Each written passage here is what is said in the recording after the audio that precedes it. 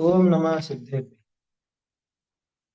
मंगलमय मंगल करण वीतराग विज्ञान नमो ताहि जाते भये अरहंतादि महा करि मंगल करि हो महाग्रंथ करण को काज जाते मिले समाज सब पावे निज पद राज सो जिन भाव सदा सुखद अपनों करो प्रकाश जो बहुविधि भव दुख निको करी है सत्तानाश।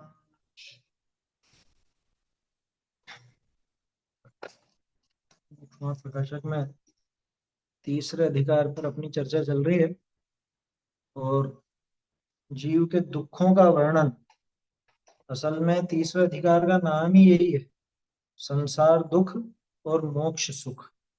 इसका निरूपण इस अधिकार में है। रीडिंग में ऐसा ही दिया था ना, लेकिन अधिकांश हिस्सा तो संसार दुख का वर्णन करने में ही गया। असल में दुख का स्वरूप समझ में आ जाए तो सुख का स्वरूप भी समझने में देर नहीं लगती, क्योंकि जो दुख का स्वरूप है बस उसको उल्टा ही तो करना है। दुख का स्वरूप उलट दो तो वो सुख का स्वरूप बन गए। तो अभी तक अपन ने देखा था कि जीव दुखी है, दुख का स्वरूप आकुलता है, और वो आकुलता के बाहरी कारण कौन कौन है, अभी तक तो उनकी बात हुई। कि बाहरी कारणों की बात कहें तो सबसे पहले तो वो ज्ञानावरणादि कर्म है, तो उन कर्मों की अपेक्षा जीव के दुखों का वर्णन किया। फिर वो जो कर्म है, उन कर्मों के उदय में जीव की कैसी कैसी दशा बनती है, और वो दशा हर एक गति में कैसी कैसी होती है। क्योंकि मनुष्य में ज्ञानावरणी अलग तरह से उदय में आएगा, है ना। तिर्यंच में अलग तरह से आएगा या नारकी में अलग तरह से आएगा। तो हर एक गति के हिसाब से भी वो कर्मों का निरूपण किया गया। प्रत्येक गति में एक कर्म की तरफ से कैसे दुख होता है, कर्म की तरफ से माने कर्म उसमें कैसे दुख का हेतु बनता है, उसकी बात आई। और फिर आखिर में सामान्य स्वरूप अपन ने देखा कि कोई भी जीव हो, अब उसमें कोई अ, जी ये नारकी या मनुष्य या देव तिर्यंच इत्यादि की बात नहीं। कोई भी जीव हो, उनके दुख का सामान्य स्वरूप क्या, कि दुख का सामान्य स्वरूप तो आकुलता। आकुलता ही एकमात्र दुख का स्वरूप है ना। और वो आकुलता क्यों पैदा होती है, कि वो इच्छा की वजह से पैदा होती है। तो ये इच्छाएं कैसी हैं, कौन कौन सी हैं, तो इच्छाओं के संबंध में बात आ गई। चार तरह की इच्छाएं बता दी, जिसमें तीन प्रकार की इच्छा तो प्रत्येक जीव के पाई ही जाती है। जानने की इच्छा, उसका नाम विषय इच्छा, है ना। जैसे कषाय आदि विभाव हुए, उन विभावों के अनुसार प्रवर्तन करने की इच्छा, वो कषाय इच्छा। और जो भी प्रतिकूलताएं बाहर में मिली हैं, पाप का उदय बाहर में है, तो पाप का उदय दूर करने की इच्छा, वो पाप का उदय। तो ऐसे ही यहाँ पे फिर चौथी इच्छा पुण्य का उदय। अब पुण्य के उदय में दो काम, कि या तो वो तीन प्रकार की जो इच्छाएं थी उनकी पूर्ति का उपाय करे, अथवा वो पुण्य के उदय को भोगना चाहते, जो वस्तुएं मिली हैं उन्हें भोगना चाहते। ये सब तरह से देख लिया तो वो चौथी प्रकार की इच्छा सामान्य रूप से लौकिक मतलब जगत में लोग उसको सुख समझते हैं, जबकि वो भी सुख नहीं है। उसमें भी अपन ने देखा ना कि आकुलता ही आकुलता है। जो चौथी इच्छा है वहां भी आकुलता ही भरी हुई है।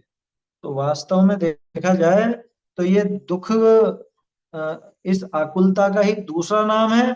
और आकुलता का जो कारण है वो क्या है, तो वो बताया यहाँ पे कि आकुलता मिथ्यात्व अज्ञान और असंयम से होती है। तो मिथ्यात्व अज्ञान असंयम ये इसके दुख का मूल कारण है ना। और इच्छा बोलो या आकुलता बोलो या दुख बोलो, ये सब एक ही बात है ना। इच्छा इनसे पैदा होती है, इसलिए इच्छा इनका कारण भी कही जाती है। लिखा था ना, इच्छा है सो आकुलता मय है, और आकुलता है वो दुख है ना। ये अपन पिछला रिवीजन इसलिए कर रहे हैं क्योंकि आगे जो प्रकरण अभी चालू हो रहा है उस प्रकरण की शुरुआत यहां से। इच्छा है सो आकुलतामय है और आकुलता है सो दुख है। इस प्रकार सर्व संसारी जीव नाना दुखों से पीड़ित हो रहे हैं। पीड़ित ही हो रहे हैं। ऐसा कोई जीव नहीं है संसार में जो इन इच्छाओं से पीड़ित नहीं। जो संसार से पार हो चुका वो ही इनकी पीड़ा से बचता है क्योंकि उसको इच्छाएं नहीं होती। अब इसके आगे का विषय अपने को देखना है। अपन ढूंढारी से पढ़ते हैं पहले, फिर उस पर चर्चा करेंगे।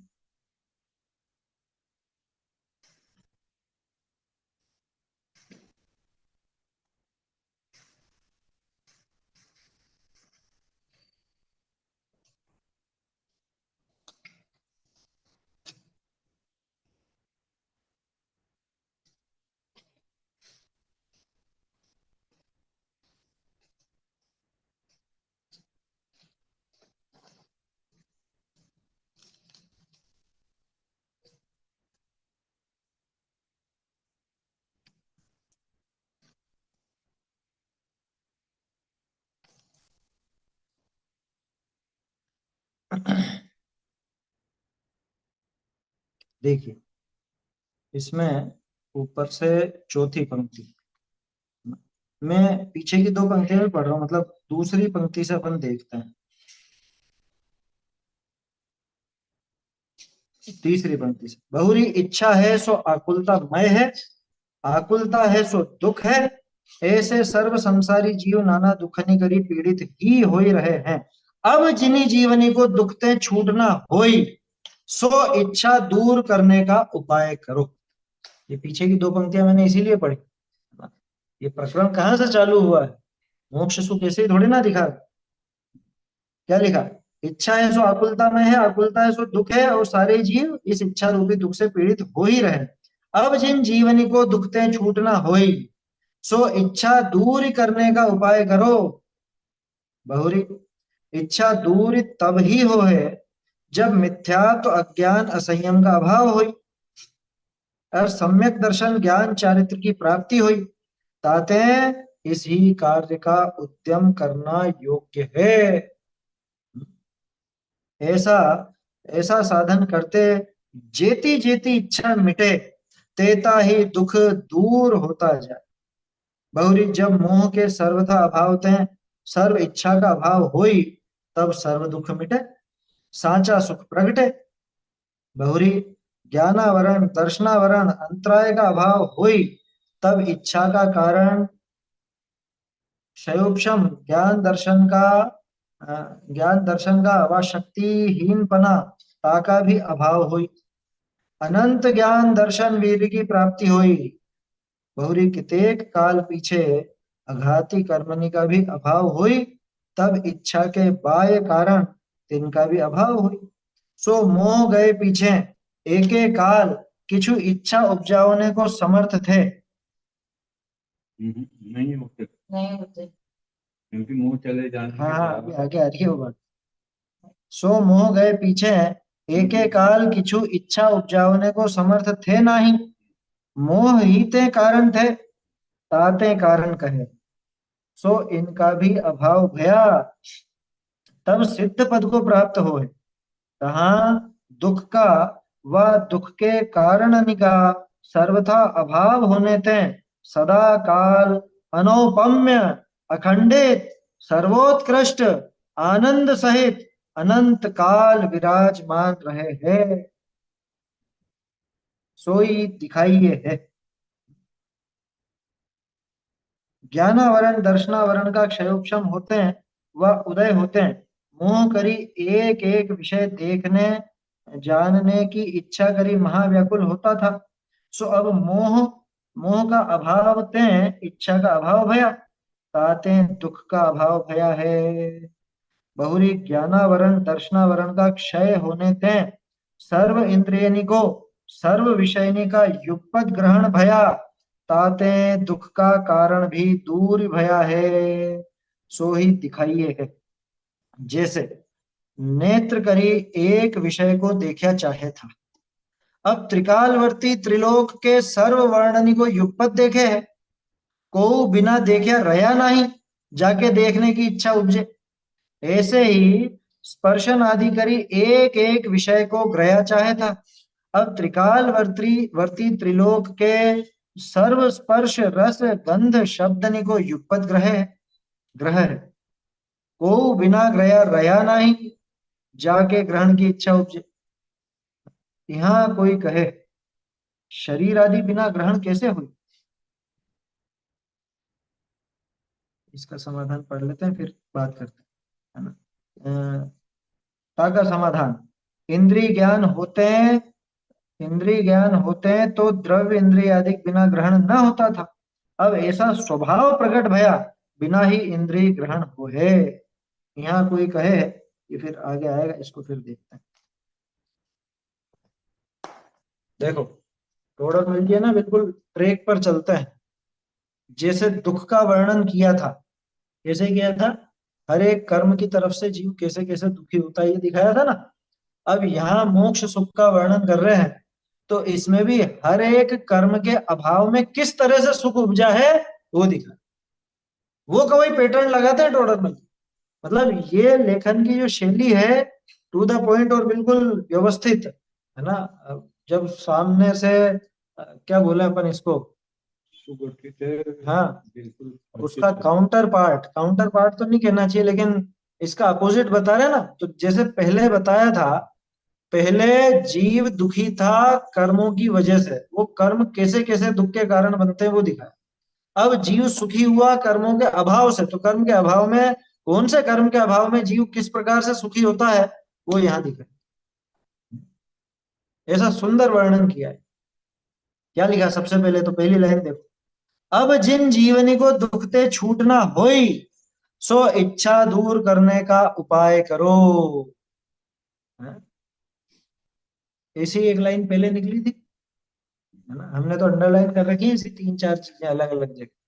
पहले आप लोगों को भी बताया था, जिन्हें दुखी नहीं होना हो वे कषाय ना करें। दूसरे अधिकार में था मेरे ख्याल से, जिन्हें दुखी नहीं होना हो वो कषाय ना करें, ये उसी का ही एक दूसरा रूप। जिन्हें दुख से छूटना हो वो इच्छा दूर करने का उपाय, एक ही बात है, क्योंकि कषाय और इच्छा वो नाम का ही अंतर है। जिन्हें दुख से छूट ना हो, इतना तो पक्का है कि भाई अभी दुखी हैं, वर्तमान काल में संसारी दशा में दुखी हैं, और दुख का कारण वो इच्छाएं हैं, है ना। तो अब जिनको दुख नहीं करना हो, दुखी नहीं होना, वो क्या करें कि दुख किस वजह से था, कि इच्छाओं की वजह से, तो इच्छा को दूर करो। ठीक है साहब, कर लेंगे, कैसे करें, लेकिन इच्छा दूर करने का उपाय कैसे करें। हम्म देखो क्या लिखा है, बहुरी इच्छा दूर तभी हुई जब मिथ्यात्व अज्ञान असंयम का अभाव। क्यों? दो लाइन पहले अपन ने इच्छा किस कारण पैदा होती है देखा, है ना। इच्छा किस कारण पैदा होती है देखा था ना पिछले पैराग्राफ में। इच्छा तो मिथ्यात्व अज्ञान असंयम, है ना, इन तीन की वजह से पैदा होती है। अब यहाँ बात चल रही है कि जिन्हें दुखी नहीं होना हो, जिन्हें दुख से छूटना हो, वो इच्छा दूर करने का उपाय करो।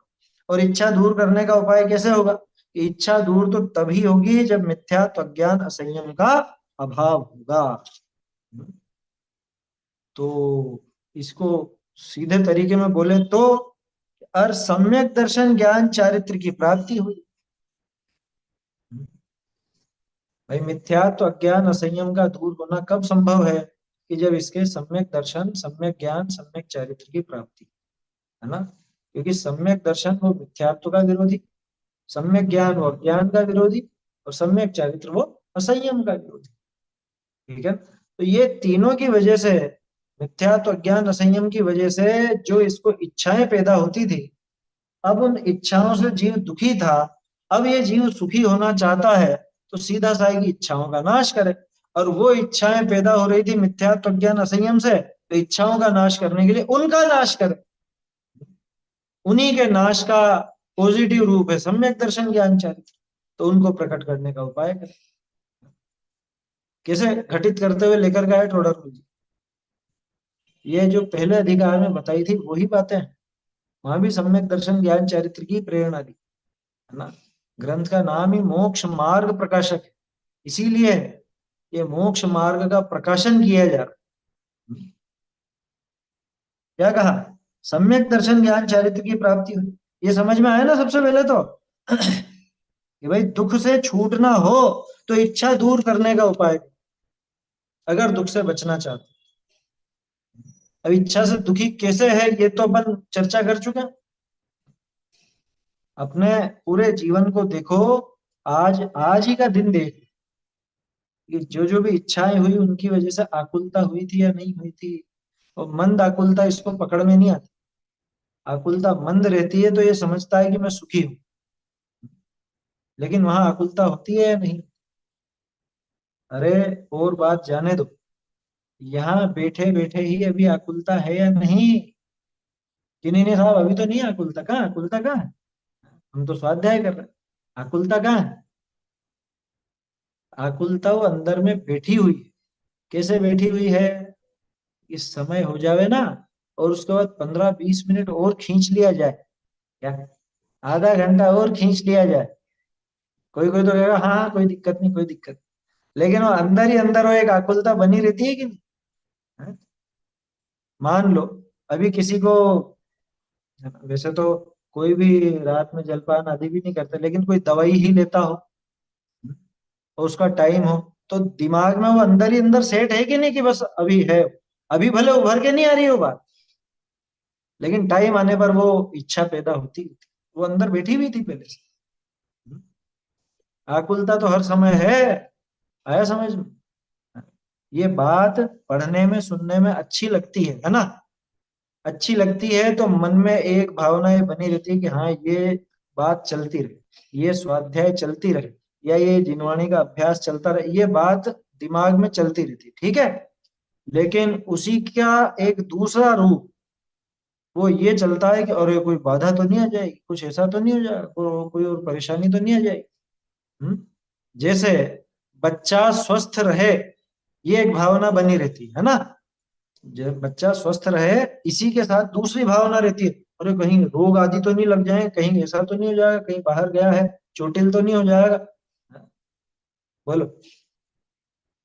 क्योंकि राग है ना, और राग के साथ ही आकुलता बैठी हुई, ठीक इसी तरह से यहाँ अभी भले ही वर्तमान में शुभ राग है, लेकिन वो शुभ राग भी आकुलता का ही जनक है।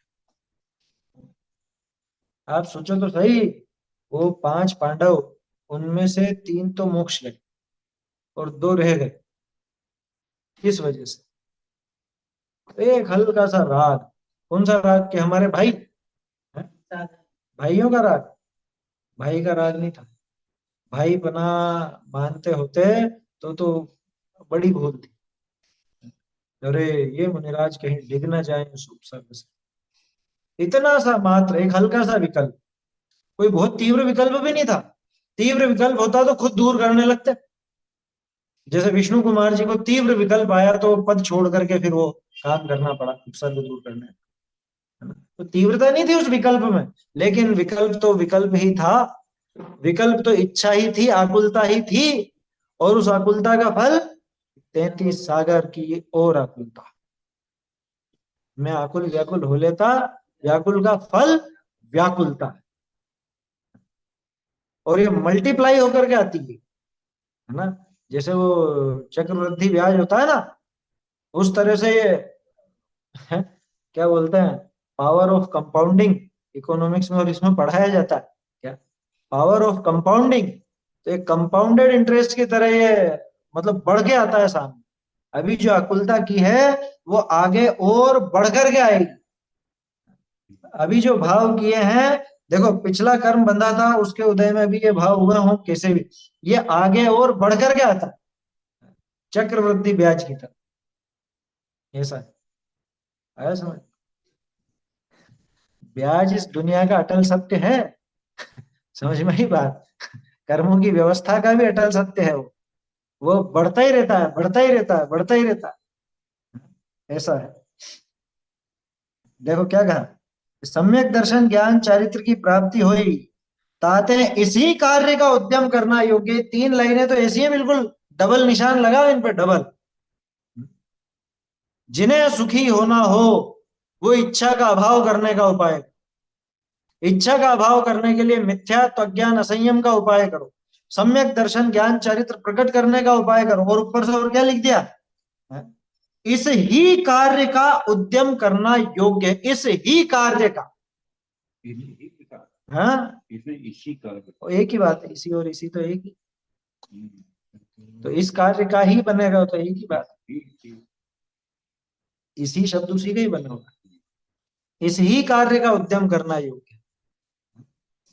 अब ग्रेजुएशन होने वाली होती है ना, तब पूछते हैं क्या, क्योंकि हम क्या करें, हम आगे क्या करें करते हैं ना, तो फ्यूचर का वो रहता है विद्यार्थियों को कि भविष्य में हम क्या करेंगे, मतलब क्या पैसा वैसा कमाने के लिए क्या करें। अब वो पूछते तो यही है कि पैसा कमाने के लिए क्या करें। हम्म? उसमें प्रति प्रश्न ये होना चाहिए कि तुम पैसा कमाना क्यों चाहते हो। तो घूम फिर करके आखिर में हर एक में जब क्यों लगाते जाएंगे ना, तो आखिर में जवाब निकलेगा सुखी होने के लिए, है ना। यहाँ टोडर मल जी सुखी होने के लिए असली उपाय कि सुखी होने के लिए तुम ये काम करना चाहते थे। सुखी होने के लिए तो भैया सम्यक दर्शन सम्यक ज्ञान सम्यक चारित्र का उपाय, इस ही का उद्यम करना योग्य है।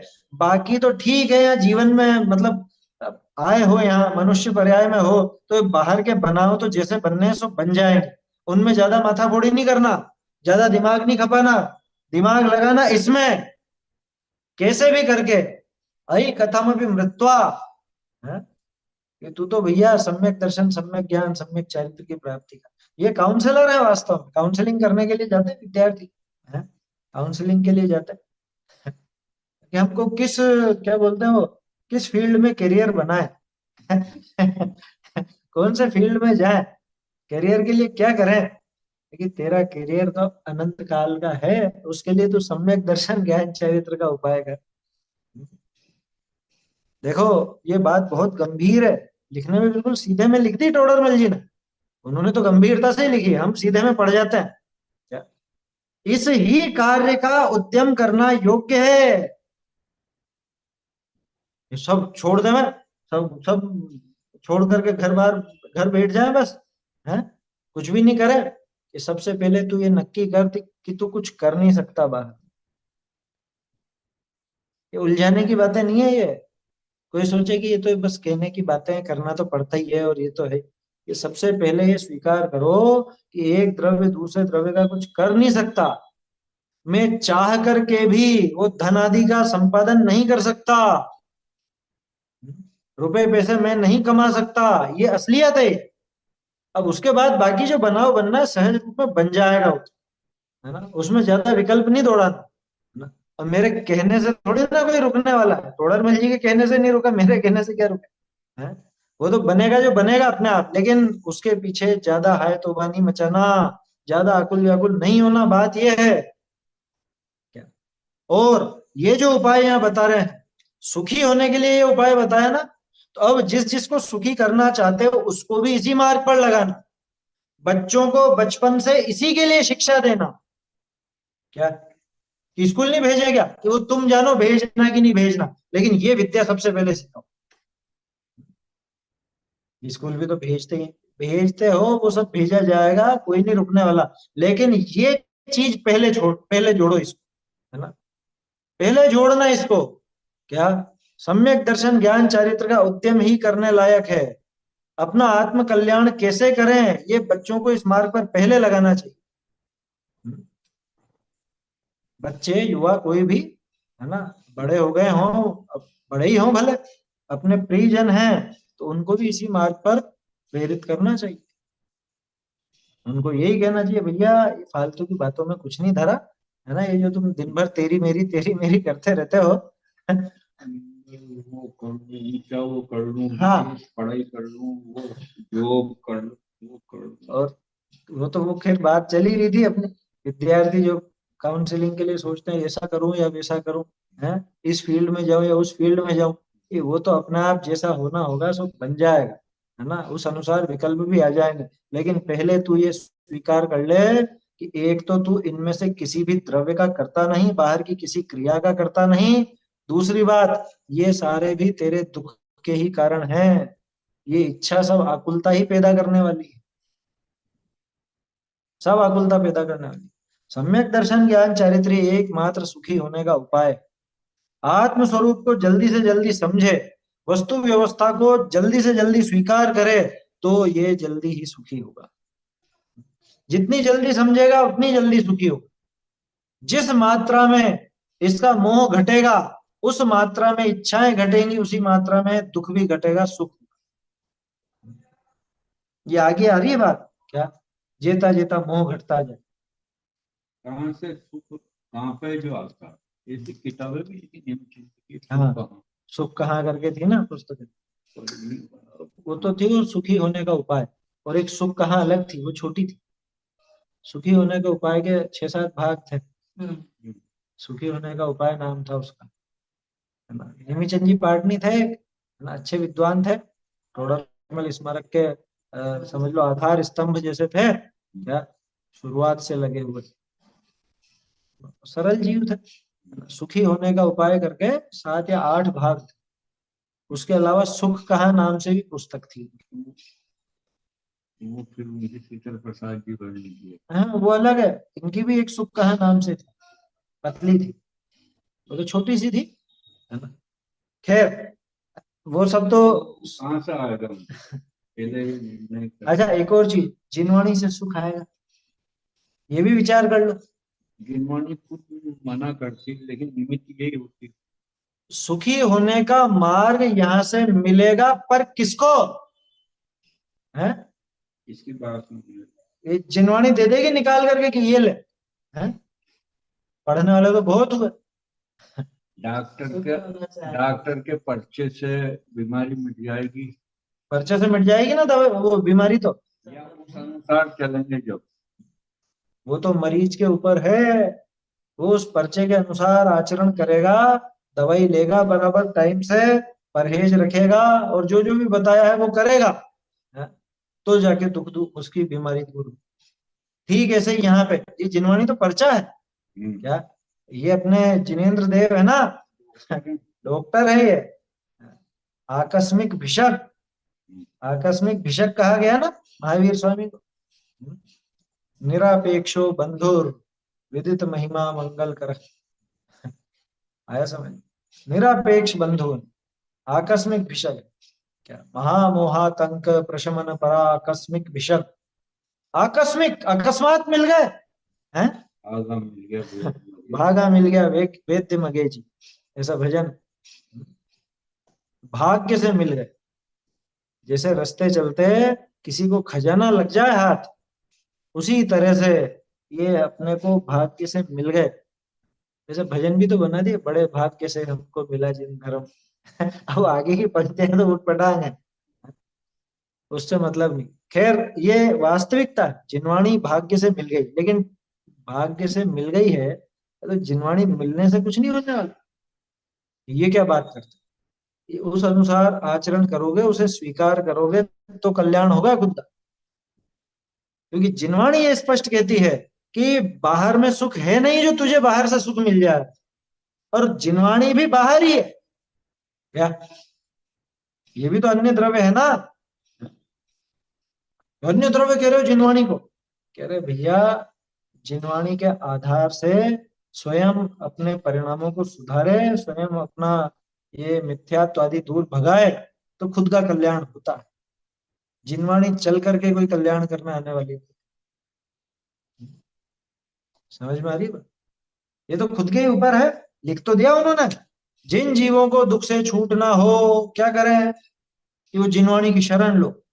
वो सामान्य रूप से कहा भी जाएगा लेकिन सबसे पहली बात समझ लो, इच्छा दूर करने का उपाय करो, मिथ्यात्व अज्ञान असंयम को दूर करने का उपाय करो। क्या? ये जिनवाणी की शरण है। यही शरण है, पंच परमेष्ठी की शरण ही यही है। बच्चे पहले भाग में पढ़ते हैं क्या, पंच परमेष्ठी की शरण का क्या अर्थ है, कि पंच परमेष्ठी के बताए हुए मार्ग पर चलकर अपनी आत्मा की शरण लेना ही पंच परमेष्ठी की शरण है। एज इट इज एक ही लाइन लिखी है कि नहीं लिखी है भाग 1 में? हाँ, पहले ही भाग में है, आया समझ। वो चत्तारी मंगल वाला पाठ है, पंचपरमेष्ठी वाला पाठ है। तो सातवां पंचगुरु हाँ, वो तो वितरा विज्ञान में वो, जग में शरण हाँ, होए। ये 12 भाव 12 भावना में है ना, वितरा विज्ञान भाग 1 में। ये बाल बोध में यही चीज, पंच परमेष्ठी की शरण माने क्या, कि उनके बताए मार्ग पर अपने आत्मा की शरण लेना। वो क्या है मार्ग? वो मार्ग यही है कि तू इच्छा घटा, तू इच्छा से दुखी है, और इच्छा का मूल कारण मिथ्यात्व, अज्ञान, असंयम है, तू उसे दूर भगा। ये पंच परमेष्ठी का बताया हुआ मार्ग है। और जो इस मार्ग पर चले, माने उन इच्छाओं का अभाव करे, सम्यक दर्शन ज्ञान चारित्र प्रकट करे। देखो एक और चीज है, इच्छाओं का अभाव ऐसे ही नहीं हो जाएगा, मैं इच्छा का अभाव कर दूंगा, मैं इच्छा का अभाव कर दूंगा, मैं इच्छा का अभाव कर दूंगा, ऐसे नहीं होगा। बहुत से लोग क्या सोचते हैं, इच्छा का अभाव का मतलब कि मुझे कोई काम करने की इच्छा हो, ठीक है ना, लेकिन मैं नहीं करूंगा, मैं अपने मन को काबू में रखूंगा, हो गया इच्छा का अभाव। आंखें मीच के बैठे रहो, अभी सुबह बताता हूँ। क्योंकि वो भी साल भर तक आंखें मीच के रहते अपने आदिनाथ। कौन? हाँ, बाहुबली के आदिनाथ जी ये आंखें मीच के रहे तो आंख में ये दुखे तो कोई सा अंगूठा अंगूठा दबा ले। देखो, अब ऐसे तरह तरह के उपाय बताने वाले क्या गुरु करो, गुरु आ गए। ऐसे मिल जाते हैं बताने वाले तरह तरह की विधि, है ना। अब वो क्या कहूं अभी, है ना, बता देंगे कोई भी ऐसा उपाय। दुख हो रहा है ना, होने दो, दुख को सहन करो, आंख नीच करके बैठ जाओ। क्या, जैसे आदिनाथ जी, बाहुबली 1 साल तक आंख मीच करके खड़े रहे, हैं? हो गया ना, इच्छा का अभाव हो गया इससे, है, ये इच्छा का अभाव। अरे दुख मुझ में है ही नहीं, पैर मेरा नहीं तो पैर का दर्द मेरा कैसे। हम्म? समझ में आ रही है बात? इच्छा का अभाव कैसे हो, कह तो रहे इच्छा का अभाव करना, लेकिन इच्छा का अभाव कैसे हो, कि देखो, सही, जो सही बात है, वस्तु का सही स्वरूप है, उसे समझे बिना तो इच्छा होगी ही होगी। जैसे अपन ने पहले देखा था, शायद 8वें में या इसके पहले ही अपन ने दूसरे तीसरे में भी देखा, क्या, परद्रव्य के प्रति राग द्वेष क्यों होता है? क्योंकि परद्रव्य को परद्रव्य नहीं जानता, है ना।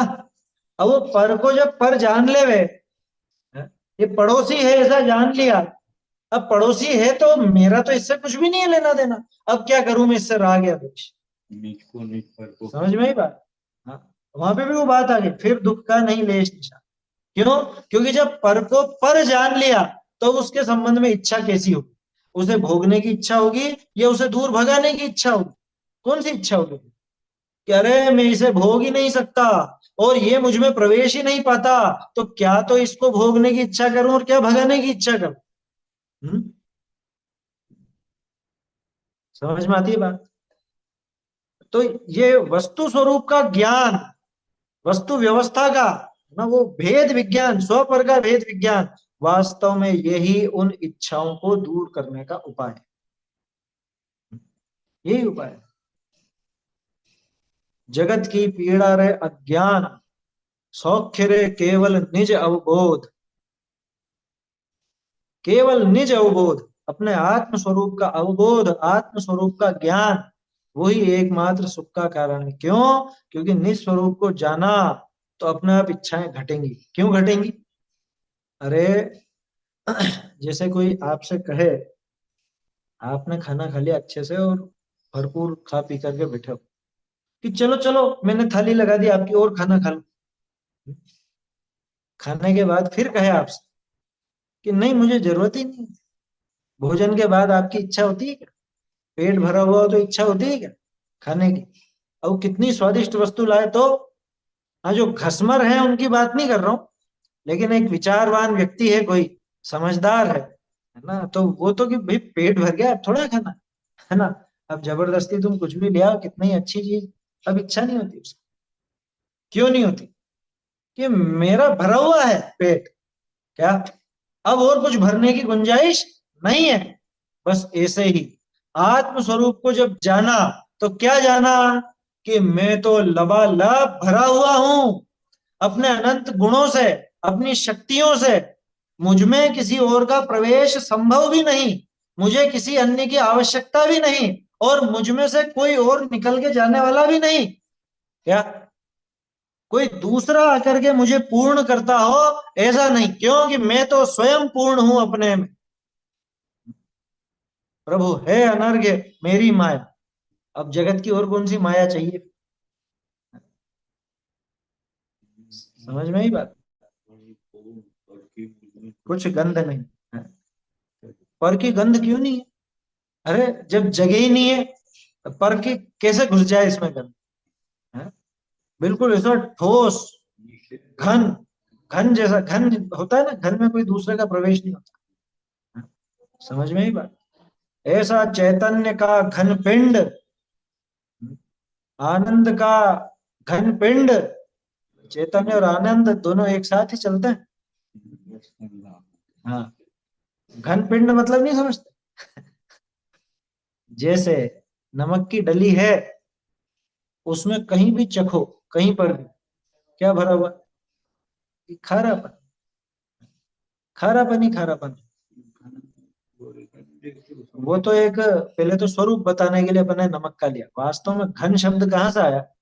घन जैसे ठोस लोहे का होता है ना, लोहे का घन होता है, ऐसा हल्का फुल्का पतला नहीं, कोई सुई जैसा नहीं कि यूं मुड़ गया और ऐसा हो गया, बिल्कुल ऐसा ठोस।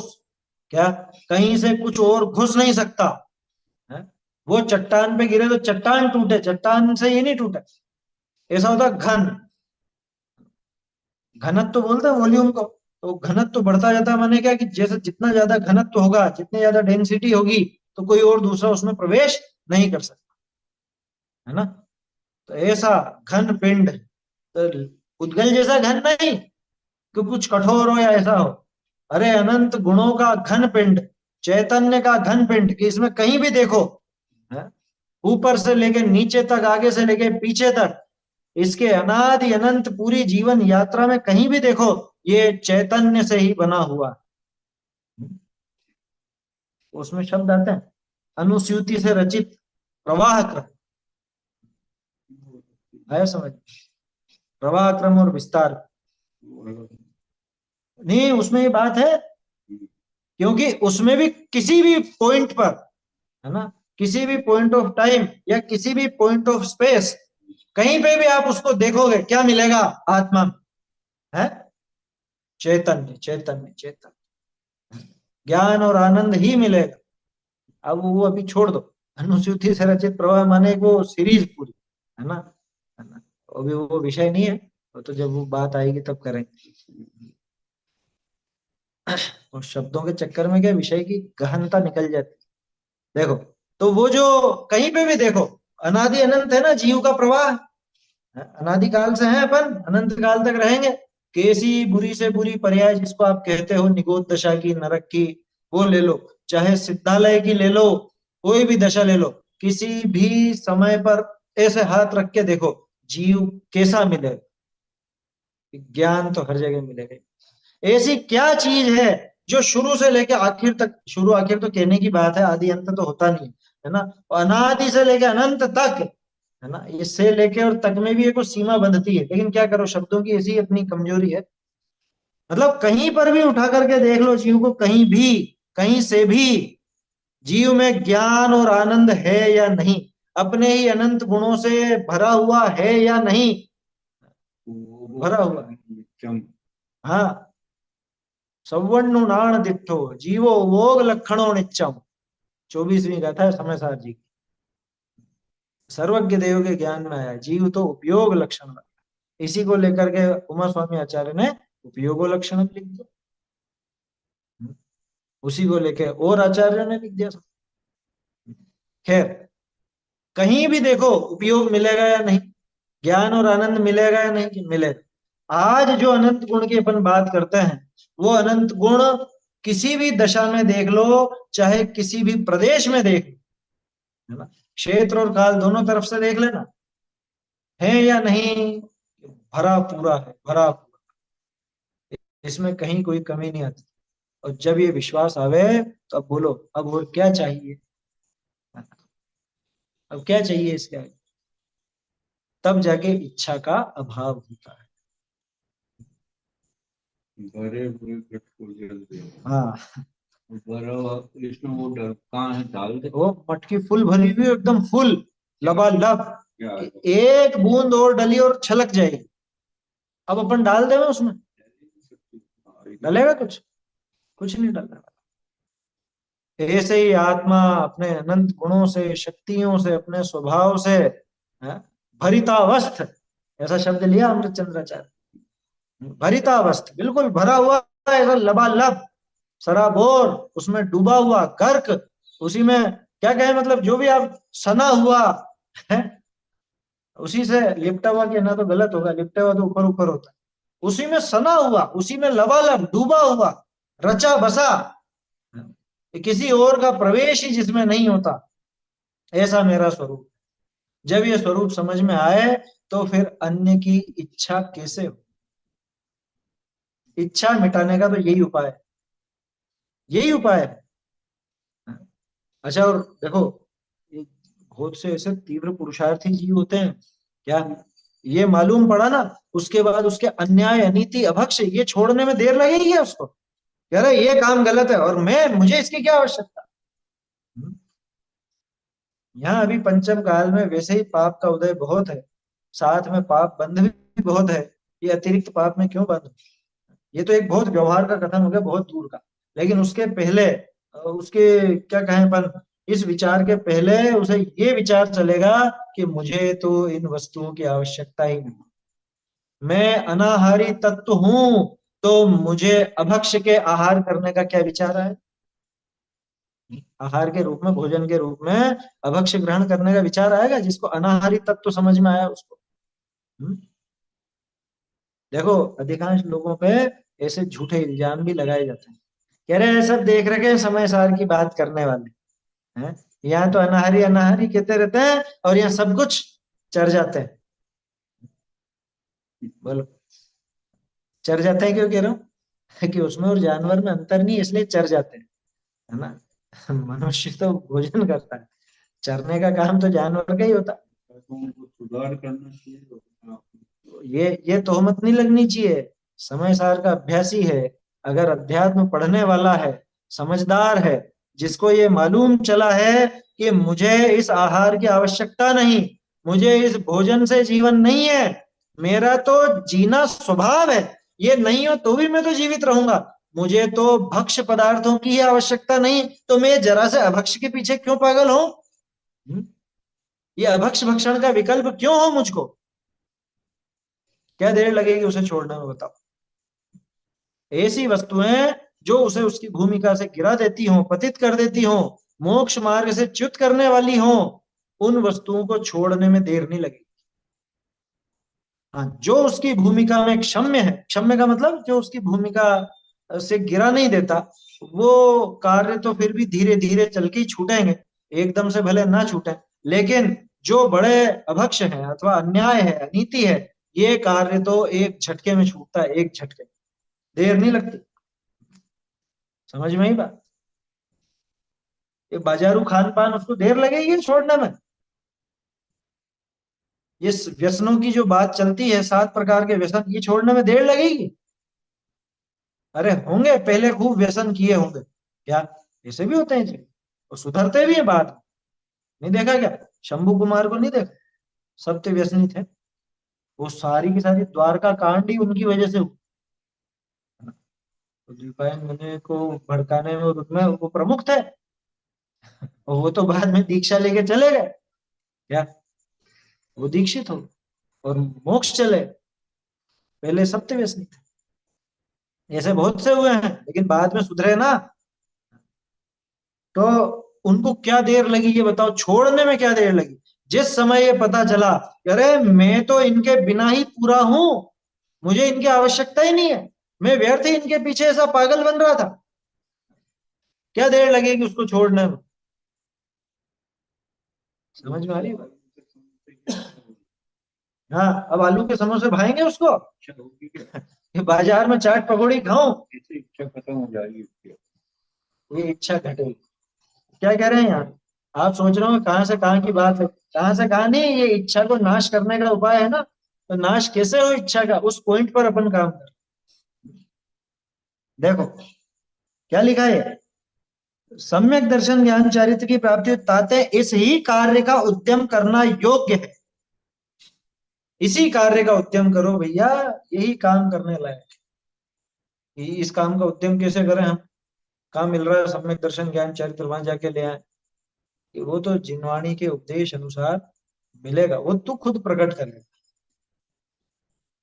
इसलिए जीवन में और कुछ काम हो या नहीं, और कुछ करो या मत करो, रुपया पैसा कमा पाओ चाहे मत कमा पाओ क्या, लेकिन ये इच्छा का नाश करने का उद्यम, सम्यक दर्शन ज्ञान चारित्र प्रकट करने का उद्यम तो निश्चित रूप से करना ही करना।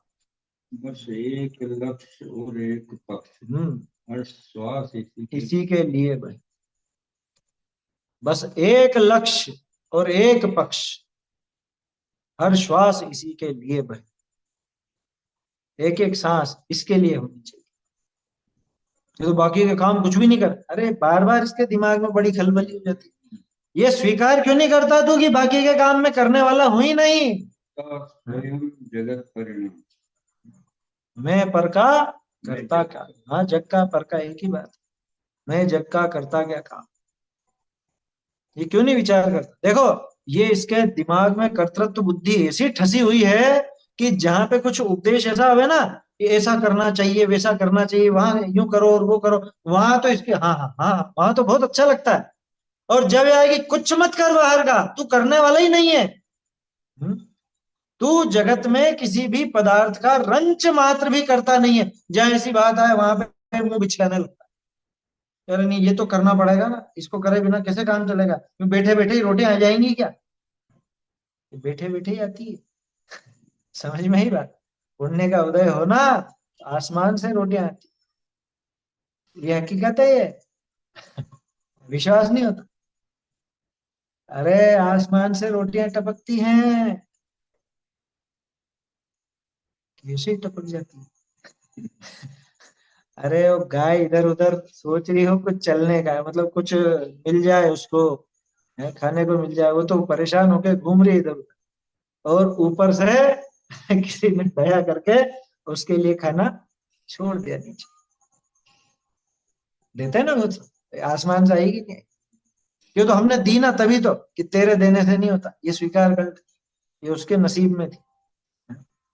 और मैंने तो प्रत्यक्ष इस बात का अनुभव किया है, पुण्य का उदय हो तो वो तो अपने आप आती है।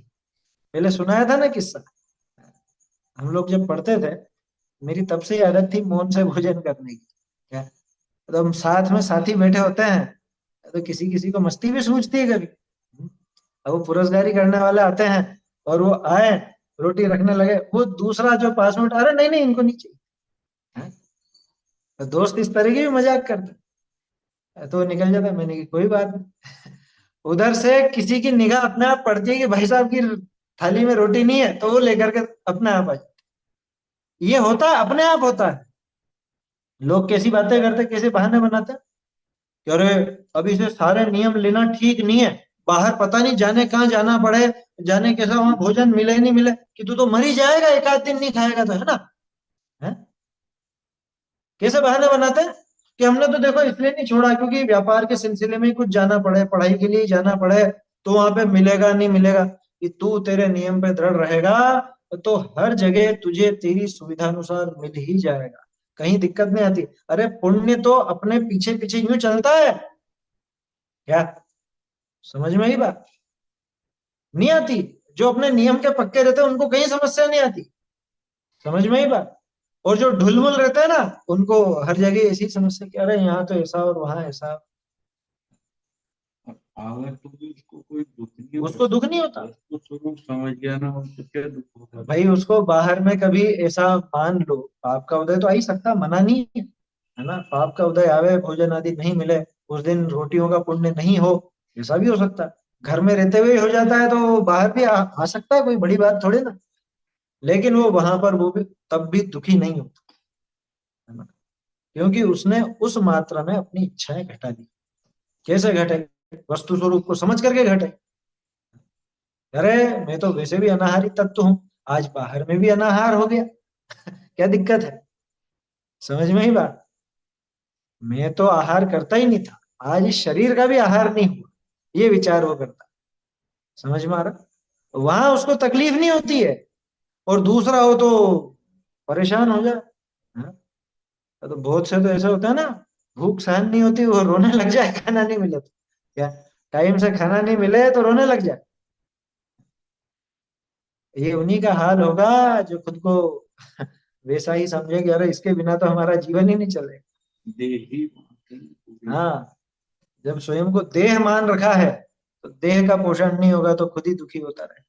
और जिसने देह की भिन्नता का विचार किया, अपने स्वरूप को समझने का विचार किया, तो वो तो ऐसी चीजों को बिल्कुल प्रैक्टिकल घटित करता है कि ये तो भेद विज्ञान का अवसर है, ये तो भेद विज्ञान का अवसर है। वो ये सोचता है ना? ये कोई अलग सी बातें नहीं है, ये जो बात आई थी ना, क्या, अम, इसी कार्य का उद्यम करना योग्य, ये उद्यम कैसे होगा? ये तत्व विचार पूर्वक ही होगा। सम्यक दर्शन ज्ञान चारित्र प्रकट करने का उपाय तत्व विचार पूर्वक ही होगा, उसके बिना नहीं होगा। हम्म, समझ में आ रही? इसलिए इसका उद्यम करना योग्य है कि बच्चे को क्या पढ़ाएं, 11वीं में क्या विषय दिलाएं, कि भैया जिससे सम्यक दर्शन ज्ञान चारित्र प्राप्त हो सके वही विषय दिलाओ। कि कौन सी नौकरी कराएं कि जिस नौकरी से सम्यक दर्शन ज्ञान चारित्र प्राप्त हो सके वही दिलाओ। ऐसी तो कोई नौकरी नहीं है तो मत कराओ। है? इन्हीं साहब करानी तो पड़ेगी, तो फिर कम से कम ऐसी कराओ जिससे सम्यक दर्शन ज्ञान चारित्र में बाधा नहीं आए। साधक ना बन सके तो कम से कम बाधक तो ना बने। ऐसी जगह मत भेजो पढ़ने, नौकरी करने, रहने, कि जहां वो धर्म से और विमुख होता जाए, दूर होता जाए। सम्यक दर्शन ज्ञान चरित्र तो दूर की बात, इनको प्रकट करने में निमित्त बनने वाले देव शास्त्र गुरु भी जहां पर नहीं मिले, ऐसी जगह नहीं भेजना, ऐसी विद्या नहीं पढ़ानी। न जाना। न जाना खुद, है ना? ये तो खुद के ऊपर भी, और जो अपने आगे वाली पीढ़ी है उसके लिए भी, दोनों के लिए बात है। अपने बच्चे हो, अपनी बच्ची हो, क्या, बच्चों को तो नौकरियों के लिए या और व्यापार आदि के लिए भेजे, बच्चियों की शादी ऐसी जगह कर देवे, क्या, जहां पे पूरा धर्म ही छूट जाए, ऐसी जगह नहीं करना। है समझ? जहां धर्म न सध सके, जहां सम्यक दर्शन ज्ञान चारित्र के निमित्त तो न मिले, उल्टा और दूर हो जाए, ऐसी जगह भैया ऐसे को तो दूर से ही भेजने, कि हमको तो ऐसी जगह नहीं चाहिए, ऐसा स्थान नहीं जाना, उत्तम देश अभी मिला हुआ है, ऐसे खोटे देश को नहीं चुनना। क्या, यार फॉरेन नहीं जाएगा तो ये वहां क्या रोने जाओगे क्या वहां? क्या करने जाओ वहां पे? देखो बुरा मत मानना, कोई रहता हो या कोई जाता हो, वहां क्या करने गए?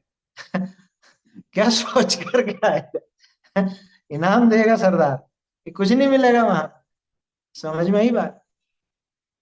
ये धर्म छूटा, सम्यक दर्शन के निमित्त छूट गए तो फिर क्या रहा हाथ में, बताओ? अपने धर्म भी है जो हाँ। ठीक है। हाँ, खाना पीना तो यही मिल जाता था, वहां क्या करने? यहाँ क्या कमी थी जो वहां क्या? या उत्तम देश में रहने वाले को अगर अनुत्तम देश की महिमा आवे, मलेच्छ। म्लेच्छों की महिमा आवे, तो समझ लेना अगला भोग कहाँ जाने। विचार कर ले। उत्तम देश सुसंगति उत्तम, उत्तम कुल पाना, ये मिल गया अपने को सब, आसानी से मिल गया। तो अब ये जो अवसर मिला है इसमें सम्यक दर्शन ज्ञान चरित्र का उद्यम करो। इसी का उद्यम करना योग्य है, अन्य कार्य का उद्यम करना योग्य नहीं है। और सारे दंत फंद छोड़ दो, तोरी सकल जग दंत फंद निज आत्म ध्याओ। सारे दंत फंद छोड़, ये तो व्यापार धंधा बंद कर दे, छोड़ दे। अरे तू करता ही नहीं है, ये क्यों नहीं स्वीकार करता? इसके गले ही नहीं उतरती बात, आके अटक जाता है यहाँ पे। जहां इसके कर्तृत्व पर चोट पड़ती हो वहां आकर के अटकते अटकते। अभी भी बहुत से लोगों के गले तक ये प्रश्न आ रहा होगा। क्या जीवान से ही नहीं निकल रहा बस। ऐसे थोड़े ना कुछ बातें हैं तो करना तो पड़ता है, करना तो पड़ता है कि करके बता दे तो करना पड़ता है तो। तेरे हिसाब से क्यों नहीं कर लिया सारा का सारा? पूरा जीवन तेरे हिसाब से ही कर लेना है। अरे एक फोड़ी हुई हो ना छोटी सी, उसको बिठा के बता दे तू। या एक कमर थोड़ी सी सी अकड़ गई है तो उसको सीधा करके बता दे। किस घमंड में है भैया? ये इच्छाएं दुख का कारण है, और ये जमाने भर की इच्छाएं तेरे माथे इसीलिए चल रही हैं क्योंकि तूने सम्यक दर्शन का उपाय नहीं किया, वस्तु स्वरूप मिथ्यात्व को दूर करने का उपाय नहीं किया, वस्तु स्वरूप को समझने का प्रयास नहीं किया। वस्तु स्वरूप समझे तो अपने आप ही ये उद्यम बन पाए। इसलिए इसी कार्य का उद्यम करना योग्य है ना? देखो समय तो हो गया आज तो ये, लेकिन ये महत्वपूर्ण पंक्तियां हैं, ये बहुत जरूरी पंक्तियां हैं, है ना? एक तो डबल लाइन कर लेना यहाँ तक, तो ये शुरू की 3 लाइन है, ये डबल अंडरलाइन करने जैसी है। इसी कार्य का उद्यम करना योग्य, मोक्ष मार्ग का ही उद्यम करना योग्य, सुखी होने के लिए तो सम्यक दर्शन आदि का ही उद्यम करना योग्य। और काम तज से। हाँ, और काज तज सेव हो या को, या बिन नहीं मिथ्यात्व टरे, है? तो उसमें जिनवाणी के सुने सो मिथ्यात्व मिटे, है? ऐसा आगे कल करेंगे चर्चा। चैतन्य का स्मरण प्रतिक्षण ही करो रे, भव के अनंत दुख को क्षण में हरो रे, अक्षय अनंत निज सौख्य निधान पाओ, गाओ अरे नित इसी के गीत गाओ, निज निधि निज में बताई यह अनंत उपकार है, इसके लिए जिन वाणी माँ वंदना शत बार है, वंदना शत बार है।